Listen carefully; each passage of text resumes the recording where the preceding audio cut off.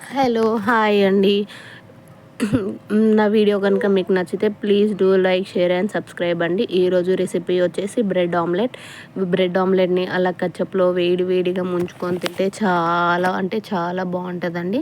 ఇప్పుడు మనం రెసిపీకి కావాల్సిన ఇంగ్రీడియంట్స్ ఏవో చూసేద్దాం. పచ్చిమిర్చి అయితే నేను సన్నగా తరిగి కట్ చేసుకొని పక్కకు పెట్టుకున్నాను. మీకు ఎంత వీలైతే అంత సన్నగా కట్ చేసుకొని సైడ్కి పెట్టేయండి. అండ్ అలాగే టమాటాలు, మీరు టమాటాలు వేసుకుంటే వేసుకోండి, లేకపోతే లేదు. ఈ ఇంగ్రీడియంట్స్ కూడా వేసుకోకుండా చేసుకోవచ్చు. అండ్ ఆనియన్స్ని కూడా సన్నగా మీకు ఎంత వీలైతే అంత సన్నగా కట్ చేసుకొని సైడ్కి పెట్టుకోండి. ఒక బౌల్ తీసుకొని ఆ బౌల్లోకి మనం ముందుగానే కట్ చేసుకొని పెట్టుకున్న వెజిటేబుల్స్ని అయితే వేసుకుందాము. నేనైతే సన్నగా తరిగి పెట్టుకున్న పచ్చిమిర్చిని అయితే వేసేసాను. అండ్ అలాగే ఆనియన్స్ని కూడా వేసేసాను.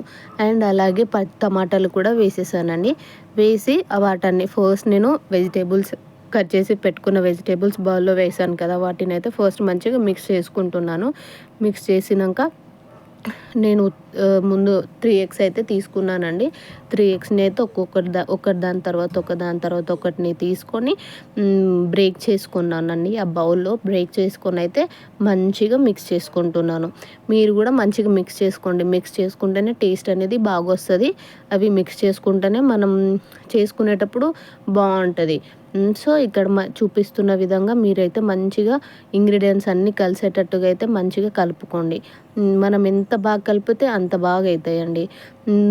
నురగ రావాలి మనం కలిపేటప్పుడు. చూసారా నేను ఎలా అయితే కలుపుకుంటున్నానో అలా అయితే కలుపుకొని మనం ఇప్పుడు అందులోకి టేస్ట్కి సరిపడంత సాల్ట్ వేసుకుందాం. సాల్ట్ వేసి కలుపుకుందాం. అన్నీ ఒకేసారి వేసి కలిపితే సరిగ్గా కలవవు. సో నేనైతే ఒకదాని తర్వాత ఒకటి వేసుకుంటున్నా. అండ్ అల్లం వెల్లుల్లి పేస్ట్ కూడా వేసుకున్నాను. వేసుకొని అన్నీ మొత్తం అది మిక్స్ అయ్యేలాగా అయితే కలుపుకుంటున్నాను. నెక్స్ట్ అయితే కారం కూడా సేమ్ అలానే మొత్తం మిక్స్ అయ్యేలాగా అయితే కలుపుకుంటున్నానండి. అందులో మొత్తం బాగా మంచిగా మిక్స్ చేసుకుంటున్నాను. ఉండలు రాకుండా మంచి మిక్స్ చేసుకొని నేనైతే కొంచెమే ధనియా పౌడర్ వేసుకుంటున్నాను. ఎందుకంటే పిల్లలు కూడా తింటారు కాబట్టి.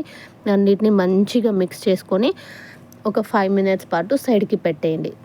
5 మినిట్స్ లోపు మనమైతే ఇప్పుడు పొయ్యి మీద కడాయి పెట్టేసి కడాయిలో కొంచెం ఆయిల్ పోసుకోండి.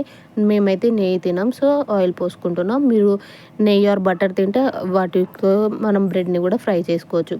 సో నేను ముందుగానైతే బ్రెడ్ని 2 సైడ్స్ రోస్ట్ చేసుకుంటున్నాను. మీరు మీ ఇష్టం, బ్రెడ్ని రోస్ట్ చేసుకోకుండా చేసుకోవచ్చు. బట్ అయితే నేను ఇలా టేస్ట్ బాగుంటుంది కాబట్టి ఇలా అయితే చేసుకుంటున్నాను.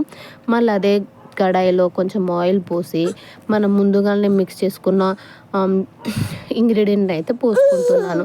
పోసేసి ఒక 2 మినిట్స్ తర్వాతకైతే నేను అది కొంచెం ఫ్రై అవ్వనిచ్చి నేనైతే బ్రెడ్ని అయితే వేసుకుంటున్నానండి. ఇలా 2 సైడ్స్ అయితే ఆమ్లెట్ అనేది 2 సైడ్స్ బ్రెడ్కి పూసుకుంటున్నాను. నేను